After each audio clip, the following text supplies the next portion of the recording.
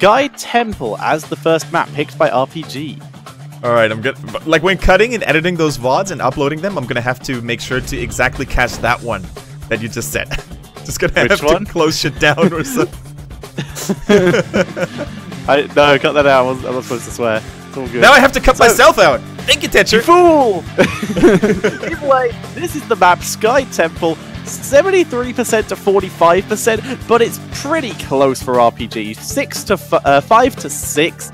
So this is a very average map for them to go to. Not one of their best, but they feel confident on it. This is a map where they can put Chicken on something like the Dahaka, probably Illidan, and still have a pretty solid game. Yeah, definitely true. Sky Temple here being locked in first as a map, and we see the Genji ban coming through. Funnily enough, CE is a team that, when they played Genji in the past, they did perform outstandingly well, because Infinity was just tearing things up. However, they are a team to pick the Genji relatively rarely, and as such, despite being first pick, they want to get rid of him. They secured Tassadar themselves now. KTY, I would actually consider him to be the second best Tassadar in the league next to Melody C, constantly performing well in that hero, really enabling players like Zuyu in particular and Infinity to really shine. I would agree that he is definitely efficient there, as I lag again. Hang on, refreshing. No problem. In the meantime, we see RPG locking in that mighty cow. ETC actually celebrating a big comeback throughout all the major regions that we were able to watch in HGC. Probably the most so in China and Europe. I'm not sure if NA relies as much on him or Korea does, but EU and China, the two main regions I follow on the regular basis, they rely heavily on him. Yeah, the Wang is prepared for battle. He's brought back the cow. Now, what are they going to run with him? I would like to see Dahaka come in very early. They instead go for Star's hero, bringing out that Rhaegar. Although this could be Infinity. We've seen him run here, or Loktar even. We've seen them all run the Rhaegar at some point. Yeah, definitely true. It could be him. Now, Infinity, a very flexible player. You see him on the bottom right there, next to his counterpart Zuyu. And Zuyu in particular, man, we talked about this guy and his rivalry with other star-ranged assassins in the league, like Quan Zhao from Super Perfect Team. I think, whereas Quan Zhao was probably very consistent throughout the season, Zuyu has had his spikes, but he's been showing up big time. And the big advantage that a player like Zuyu has over any other assassin in the league, I feel, is that he can step or fall back on heroes like Zarya, Tyrael, and he's going to make those heroes look just as good. But now we see he's bringing out the Tyrael, bringing out the Uther. They have set up for a hell of a hyper carry, but have yet to show us what it is. Yeah, very true. They need the hyper carry still for Zuyu, most likely. I mean, it could always be Paradise to sometimes go for a melee assassin as well and fulfill that role. And Paradise in particular, his hero hasn't been chosen yet, and he's been tearing things apart on that Malthael, probably his highest win rate hero in this current fall phase. So it comes to no surprise that RPG wants to get this thing out of the equation. Yeah, they didn't want to pick it themselves because there's already Tyrael on the other side, and they know if there's one team that can drop that Sank the second Tormented Souls comes out, it's CE. So they have no issue banning out the Tyrael here. Sorry, the Malthael here. CE banning out the Greymane. They also want to remove one of those hyper carry options, which begs the question: what do they want to do? Are they trying to like bait Valor so they can pick Cassia? What's the game here? Yeah, maybe is Zul'jin is the aim. Dude, I would love to see some Zul'jin, to be honest. I really think the hero is kind of underrated. NA actually plays him a fair amount, and to pretty good success as well. Zul'jin, of course, is a little bit more of a gamble compared to heroes like Vala, because of his lack of mobility. They go for the Arthas instead. Definitely a solid choice against almost any sort of team composition. And the beautiful thing about Arthas is that when he goes in, slowing multiple peoples near him, ETC has a much easier time to actually follow up on those power slides, potential mosh pits even. And even if the ETC goes for a stage dive, which Wang has been doing multiple times in the past now, there's going to be some outstanding damage slowing synergy. Yeah, to be fair though, as has Chicken. True. Once again, these two players have both played Arthas and ETC, and they swap on a regular basis depending on what kind of play style they want to go for. Usually the global style, if they have this double tank setup, is being played by Chicken, whereas if it's the more teamfight style, it's Wang. So if you take a look at RPG's draft, I think they could really surprise their opponents if they put someone like Infinity on that Arthas all of a sudden and chicken picks an Illidan right into that with the Greymane, with the Rhaegar behind him, the biggest counter being taken away. I think that would actually be a nice move.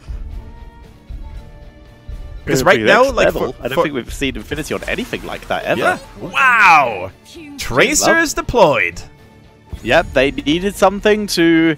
They couldn't go for a melee because of that Arthas, or it would have been a bad idea. So instead, they go for Tracer, and they're just going to really rely on that heavy micro of Paradise. Actually, maybe not Paradise, because that's probably going to be Zuyu, because Paradise will be on the Sonya.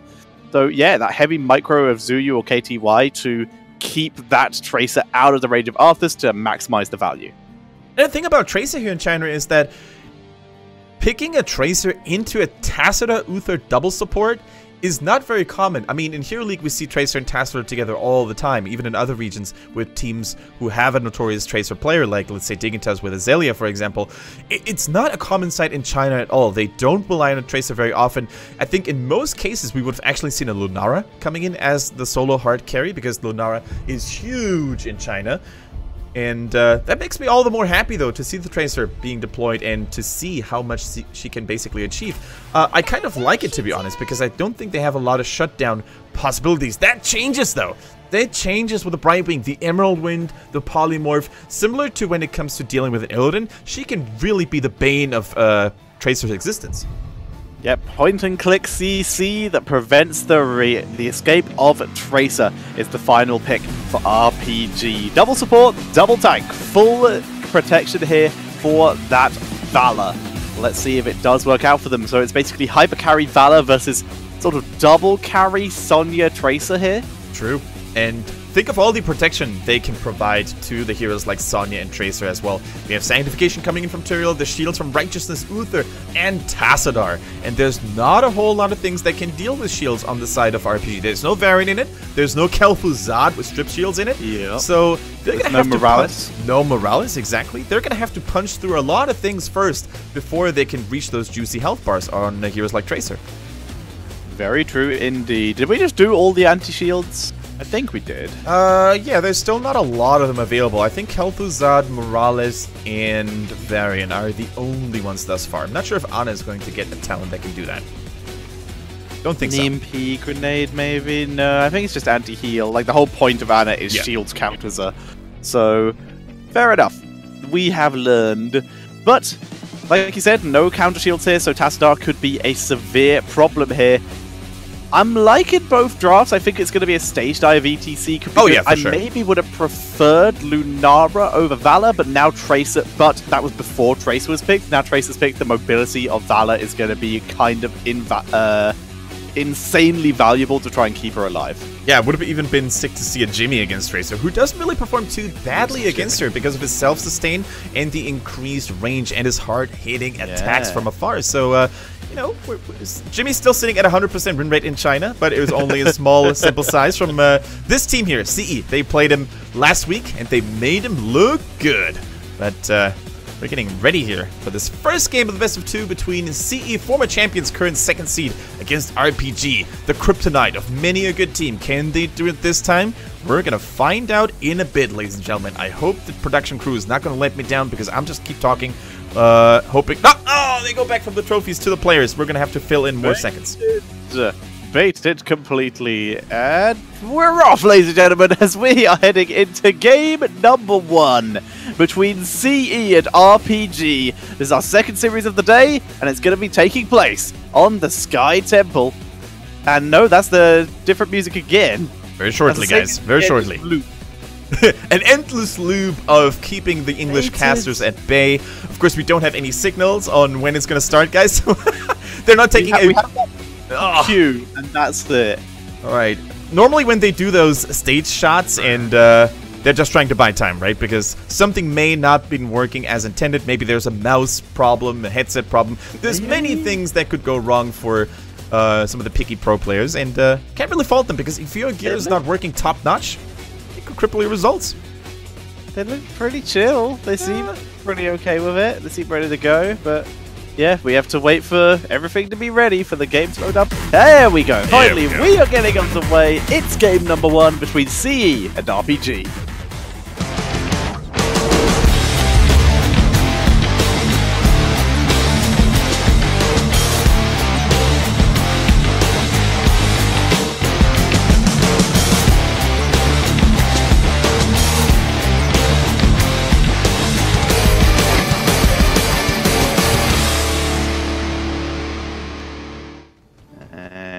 Refreshing. I know it started.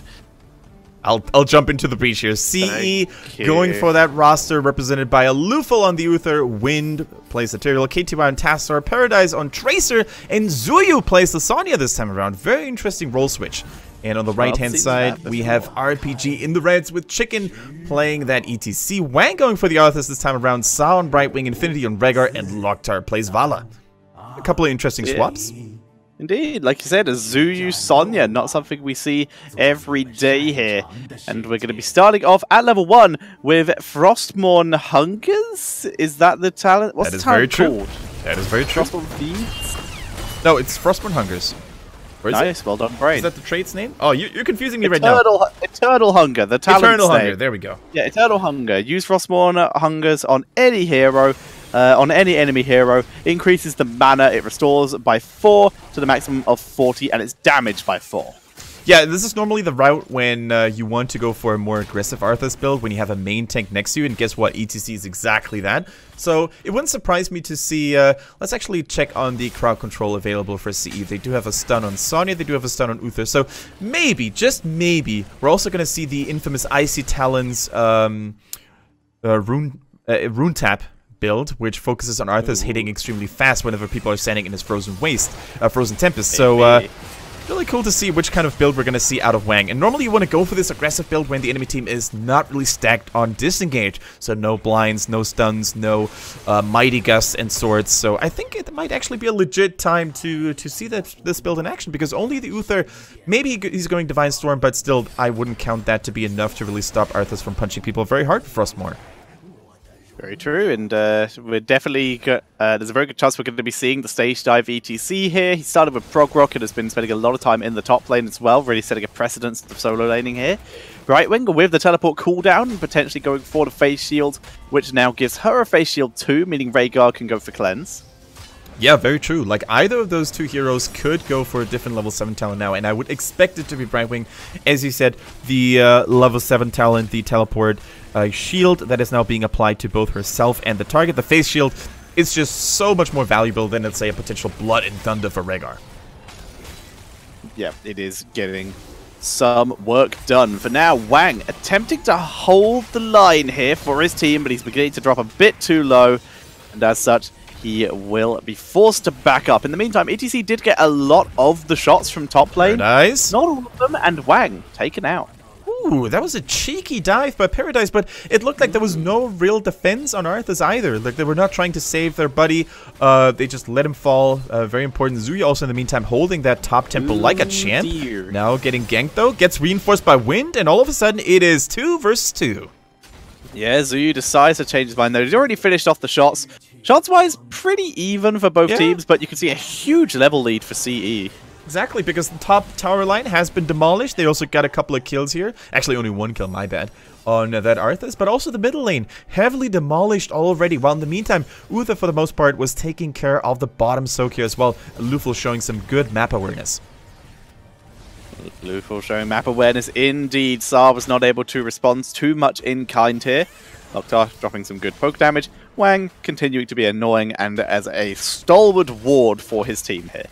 So I think the reason why Arthas decided to go Eternal Hunger here at level 1, or another reason why he went for that talent, could have also been that, you know, he can dish out more burst damage against the Tracer in order to really punish her hard for overstaying her welcome and maybe diving in too deep. Now, I'm the one who's having a short leg, first leg of the day, so I'm just going to refresh and hopefully... I'm up to 6. Ooh, that's pretty fast for you. 6, 7. Yeah, exactly. That's the thing. It's been super fast and then lags because it's too fast. And there's nothing I can do about it. Paradise resets. Parting Gift picks up the kill. Parting Gift dropping a couple of notes and bombs here before Tracer recalls. Really good when it comes to taking out those heroes. I have another lag. Maybe the stream is not in good condition right now. Let's just double check what my I'm getting no lags now. I'm getting stutters, but no lags. It's kind of weird. We apologize, guys. Of course, there's only so much Tetra I can do. I'm back to 6 right now. I am still on 6 or 7, so that will do. As we see KTY burning down the tower here. Chicken holding the line. They're going to try and make a play onto Sonya here. Brightwing comes as well. Not in range for the polymorph, though. Alufo arriving in time to get Zuyu out of there. There we go. Zuyu getting out of harm's way. The mercenaries are helping with that push tremendously. Tassadar could even think of shielding a mercenary. There we go. As you can see, the lifesteal also works on non-heroic targets, which is always nice to see. It did actually just disappear just before the second rock hit there, so didn't get the lifesteal from that one. A bit unlucky there for that mercenary. But they still get the 4, and they're still grabbing this temple, so they're getting so much value from this, while RPG are desperately trying to soak the rest of the lanes. They're going to lose 2 forts from this. Yeah, they lost a lot of structures already in this early game. It really reflects itself in the overall XP count. And like, CE is just skyrocketing away here, and RPG really has a hard time catching their rhythm and finding their rhythm. Now, Rig abilities are unlocked. Divine Shield, double protection, Sanctification, and Divine Shield for that Tracer and the Sonya. And we see Sonya, speaking of which, is getting pressured heavily, polymorphed. And is she going to fall, though? The Wrath of Berserker helping out with the CC reduction. Oh, she's actually going to fall. The slow, down she goes. Took 4 heroes. Oh, and unfortunately, they're out of minions, so they're going to have a little bit of trouble rotating back around here. Looks like they are just going to dive it and take it out here. So that fort will go down. In the meantime, though, that Mercap, this is the same one, I believe. Yeah, it's still the same one. I was going to say, that was actually good tactical feeding going on here by the Sonya, because she bought herself and the rest of her team so much time to really push that bottom lane. They just lost the second defense line in the bottom lane. And keep in mind, guys, that is the boss lane as well. So future bosses taken by CE are going to straight up threaten the keep, and that is huge. Exactly. That makes that lane so scary here. As level 10 is finally approaching for RPG here, and they still did not have it up to this point. The single Siege Giant, the single remaining one, has finally been finished off as well. There is that stage dive. It's going to be Blink Heal for Brightwing. They realize how much trouble they're in, and they just want the survivability. Exactly. They want the additional survivability against targets that get hit by the Pulse Bomb of Tracer. Remains to be seen whether that's going to pay off, because you already have a Tracer to help you, a Rehgar to help you out in that regard as well, and maybe the additional disengage against Tracer, Tyrael, or Sonya would have been more valuable. But then again, you're also running the risk of Emerald Wind getting completely shut down by a well-placed Sanctification and Divine Shield, so... Yeah. Or just getting speared while during the wind-up, etc. True. I think it's actually a really nice call here, the Blink Heal. Let's see how strong it can prove to be.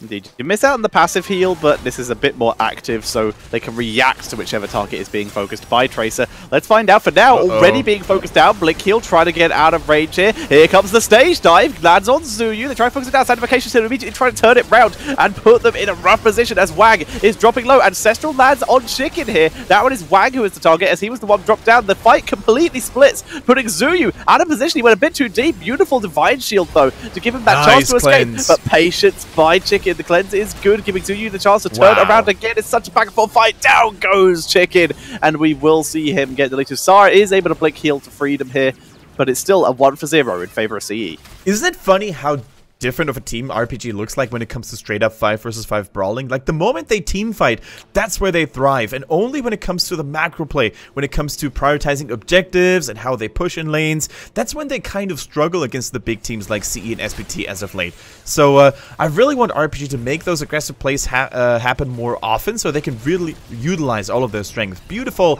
stage dive by ETC, despite the fact that it hit people in a Sanctification. Wasn't that bad, because they forced out that cooldown as a result. So yeah, RPG catching up a little bit of momentum in those team fights. Just saying it was 1-for-1. Who died on the CE side? On the CE side, they lost Tyrael because the trade didn't really hit that many people. Yeah, I missed the Tyrael. It's alright. Sorry, my bad. So all good.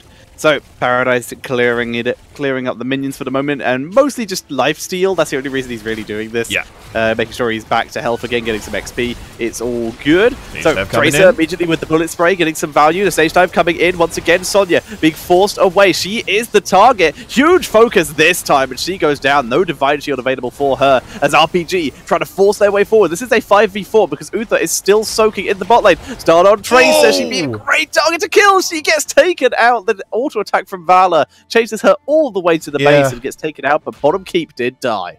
Yeah, that's exactly what CE wanted. I mean, they didn't really plan on losing that many members. 2 members down is still a big deal. But they did have a Luful because he was single-handedly channeling the bottom temple all the way through. And guess what? Bottom lane was already weakened by the prior mercenary camp push. So they destroyed the first keep of the game. And in the long run, that's going to net them a lot more value than RPG just got in that team fight. Yeah, it is going to put so much pressure onto that bot lane. Luckily, ETC with the Echo Pedal and Brightwing with the full teleport built is going to allow them to react to that. So they aren't in the worst position. They can send a global hero down there, clear this up. Difference is, though, you can see CE were looking to potentially punish that. If they saw an Brightwing chilling around there, they know she doesn't have Emerald Twins, so they were ready to just shut her down. But instead, RPG were being very patient. They send ETC down there in the end. But they are going to... But RPG were just doing the mercenaries, and they realized the camp would not... the bottom wave, would not get to their core in time. Look at Paradise aggressively scouting that bush against Wang to the point where they actually forced out a Brightwing teleport. I had another mini lag. You're still sitting at 6? I'm on 8. Okay, you're sitting on 8 now. Let's see what I can do. If you're at 7, then that's acceptable. Unfortunately, my stream is too fast, too furious. I'm sitting at 6. I'm going to try again. Okay, give it this a time go. Right now, you're missing a little bit of a Merc. Go ahead, you can cast it for the viewers. Okay, I think I should be fine now. 7? Yeah, should be fine. That'll do. We'll take it, as we do see ETC continuing to be very patient with his clearing in the bot lane, not stage diving for his team too early over that mercenary fight. As we do see the rest of RPG, they are rotating very efficiently, making the most of their global, and as such, they are catching up in XP. They were a lot further behind than this earlier. Sonya, though, responding in kind, is also soaking. Difference is she cannot rotate as quickly. Exactly, and keep in mind that with the arrival of level 16 and Turiel in your team, there's a lot more possibilities on how to play the map now available for CE, because they can at any given time now contest a boss with the Holy Ground and Sanctification. Oh, Infinity gets found, and he gets taken out. Is he gonna die, actually? No, he's safe for now. Ground heals himself, retreats to his team. He's going to be fine here. Lockdar gets bombed, but he also tanks through it thanks to that phase shield from Brightwing. Sorry, the shield dust. Yeah, the Pixie Dust and Shield Dust actually helping out a lot here when it comes to keeping targets like Vala alive, even against the heavy burst damage coming in from the Pulse Pump. So well-timed Pixie Dust by Sa on the Brightwing. Well done indeed. Now, let's see. They're posturing up here around the boss because they realize, look at all those choke points on the left-hand side of Turiel, on the right-hand side. Those are all really good locations where you can use that Holy Ground to maximum efficiency. They're really blocking RPG out. They cannot approach those choke points without risking a disadvantageous fight here. In the meantime, Sonya is doing her best to really channel all the bottom temple energy. But now, RPG, it is their time to make a move. Wang on that ETC, excuse me, Chicken on that ETC can of course join at any given moment using the stage dive, and this is a good horseshoe to really lock people in with that slow.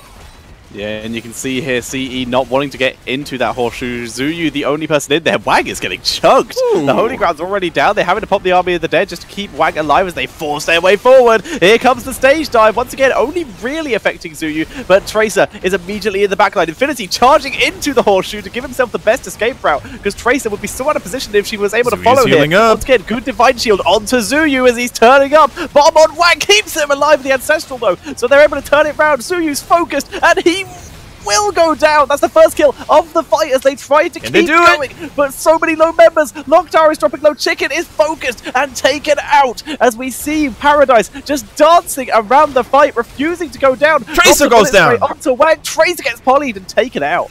Tracer goes down, and that is all she wrote for the damage department here for CE. Without Sonya, without the Tracer, they have no killing potential left at all, and they are going to have to surrender this bottom temple, or do they? Do they really want to go back in there? I'm not sure if that is a smart decision.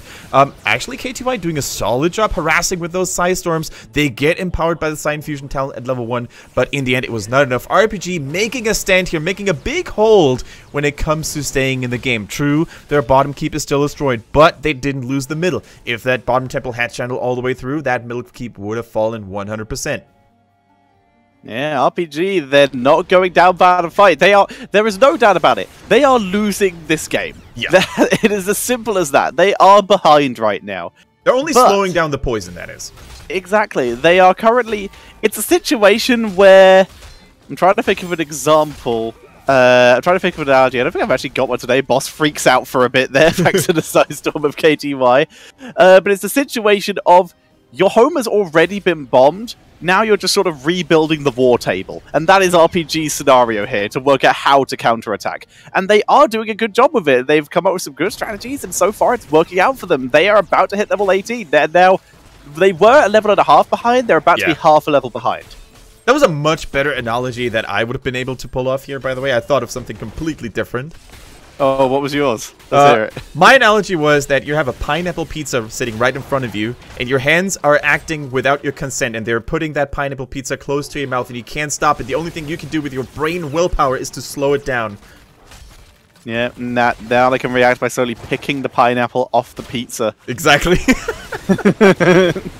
That's their current. They're getting pickoffs. That's what they're doing. Wind is trying to volunteer to be pineapple at this point. He gets rooted, but they don't capitalize on it because he was too far back. All right, ladies and gentlemen, RPG's at the brink of falling here. With only one temple getting activated, though, that's huge. That's really good for them because they don't have to split themselves up across the map. So it's all about finding that good angle onto the enemy team with a stage dive. Brightway now coming in here as well, providing massive shielding onto Lockdoor and herself. ETC in the middle, in the bottom is still applying a little bit of pressure to counter push those catapults so they don't have to worry about those things hitting their own core. This it's actually 2 temples, my bad. Creeping towards it here. It is 2 temples. Mid temple being held by RPG. Top is currently in favor of CE at the moment. The shots are going onto the keep structures, not currently directly onto the keep, but that will change very soon. So RPG seem willing to give that up in exchange for the shots on mid, basically guaranteeing themselves a fort. ETC has beat back to base actually, and is going to try and make his way to top, see what he can do up there. But RPG, good control. They basically get the full channel on this mid temple. And that's really important because the middle temple would have actually destroyed the middle keep on the side of RPG, whereas the top temple still had to punch through all those towers and fountains, so the keep is still standing. They get a 4. If they get a kill, both teams are approaching level 20. Stage dive does not really land. Wind is the target. If they can get it before he sacks. No, Sank goes down. Time is more, but Divine Shield on top of it. They counter synergy.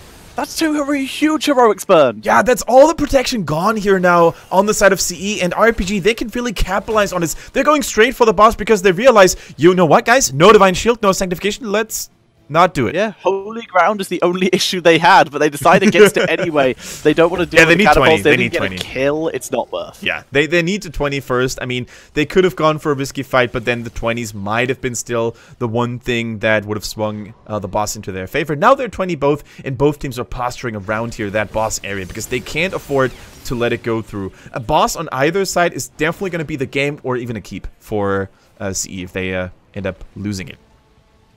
Yes, it is. Both teams posturing around, waiting for their moment. Boy.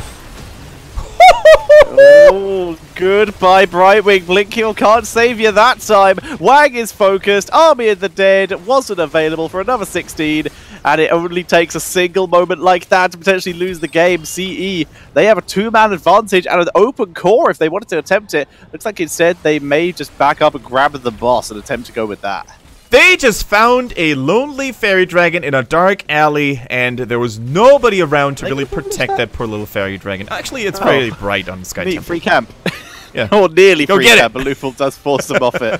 There we go. Camp taking a little bit early. Stage dive used. Very, very in advance there. So camp is slightly cleared, but boss is taken. Yeah. And this is basically the game, the potentially game-deciding push. 2 members down. RPG can't even fight CE outside of their base, which would have been the go-to decision to make, because you need to potentially wipe the enemy team before they reach your core, and then you can fall back and deal with the boss. Yeah, 5 seconds, 9 seconds on Arthas. Is it going to be enough to defend? The CE members are sieging up here. The boss is a little bit slow. It's yet to arrive. ETC going in and trying to buy a little bit of time. It's going to be a fight. It's going to be a 5v4. But there's a temple currently wrecking the rest of their structures. They have to right now beat the boss, beat CE, and then prevent that top temple being taken. There's the strafe coming out. ETC moving in, creating a huge amount of damage onto Uther, who will go down here. That's at least one, but the core is falling. Lasers and boss on the core. That is going to be GG,